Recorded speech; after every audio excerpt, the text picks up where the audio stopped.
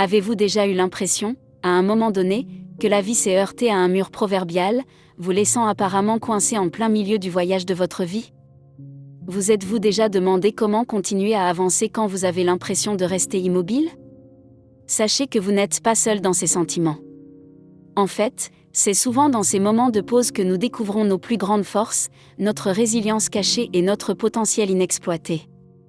Notre voyage n'est pas défini uniquement par les kilomètres que nous avons parcourus pour essayer d'arriver quelque part, mais aussi par la façon dont nous traversons les pauses, les silences, les blocages en traversant les moments. Nous aimerions donc prendre quelques minutes et explorer avec vous le fait d'être coincé, en passant par là. Commençons. Pour commencer, nous allons faire preuve d'audace ici et vous suggérer de faire une pause. Maintenant, écoutez-nous. La pause que vous vivez peut donner l'impression que vous vous trouvez dans un obstacle ou dans une impasse. Mais est-ce vraiment le cas? Peut-être s'agit-il simplement d'une pause, d'une occasion unique pour vous de freiner, de prendre du recul et de vous demander « Où vais-je et pourquoi ?» Écoutez mes sœurs, nous vous l'avons souvent dit, la vie est un voyage grand et imprévisible, et nous sommes tous des voyageurs sur cette route sinueuse.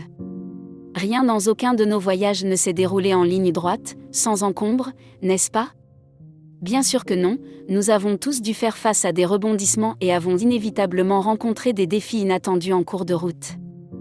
Vous voilà en pleine croisière, les cheveux au vent, et soudain, le voilà, un barrage routier.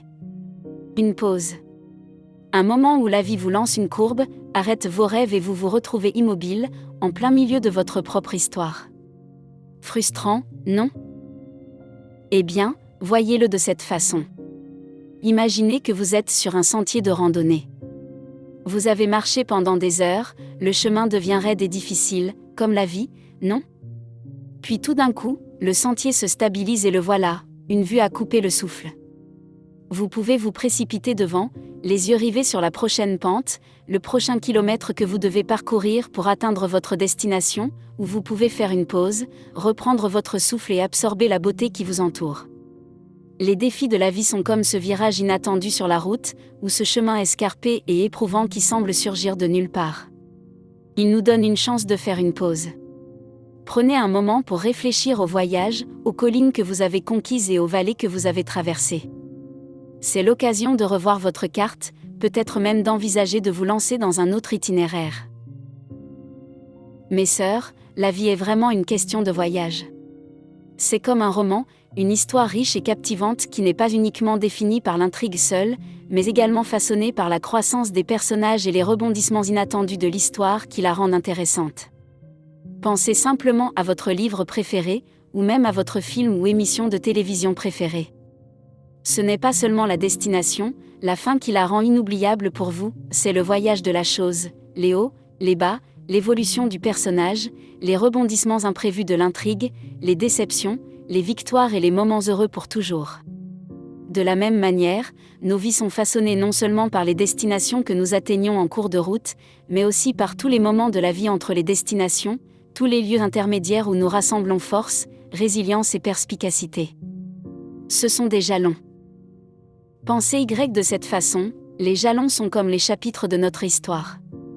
Obtenir son diplôme universitaire, décrocher l'emploi de ses rêves, trouver l'amour, ce sont des événements marquants qui marquent les pages de notre vie.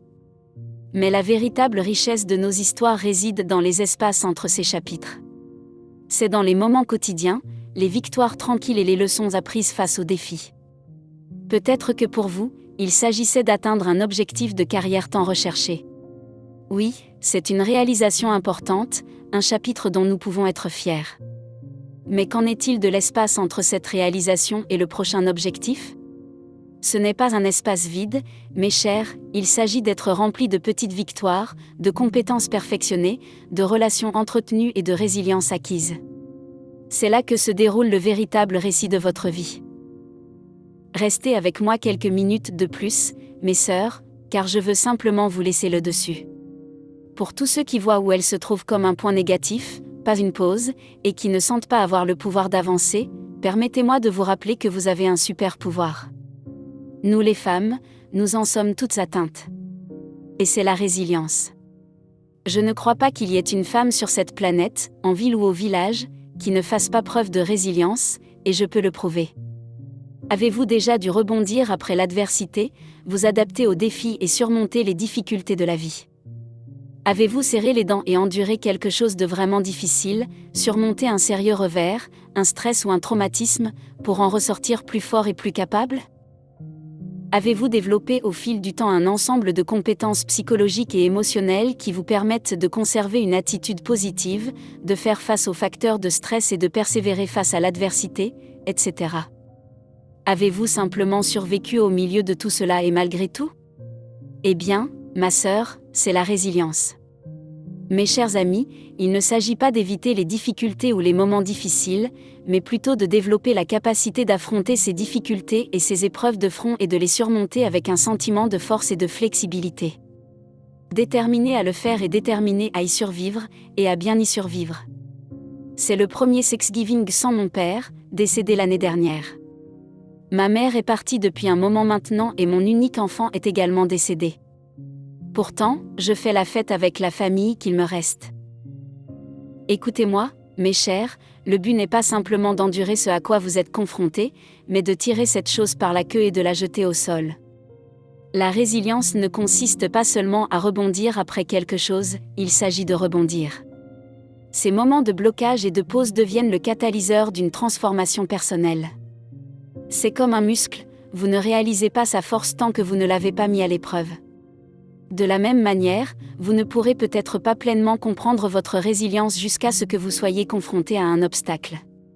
Maintenant, ramenons-le à la maison. Pensez à une époque où la vie vous a lancé une courbe. Il peut s'agir d'un problème de santé, d'un défi relationnel ou d'un changement soudain de circonstances. Vous vous sentiez coincé, pris dans un moment d'incertitude. Pourtant, à ce moment précis, votre résilience a fait son apparition. Vous avez relevé le défi, appris et grandi, coincé tout en devenant un voyage transformateur. Alors, mes sœurs résilientes, alors que nous explorons les moments, coincés en traversant, changeons de perspective. Les moments, bloqués, ne sont pas des revers, ce sont des configurations pour la croissance personnelle. C'est dans ces moments que nous découvrons la profondeur de notre résilience, la force en nous qui attend d'être exploitée et notre formidable capacité à oser continuer à avancer. Survivre. Le voyage ne consiste pas à éviter ces pauses, mais à la façon dont nous les traversons, nous adaptons et grandissons à travers elles, avec grâce, résilience et un cœur ouvert. Chacun de vous crée une histoire qui est unique à la vôtre, et c'est dans ces moments de « blocage en passant » que la véritable essence de votre voyage se révèle. Bon voyage, très cher. Jusqu'à la prochaine fois.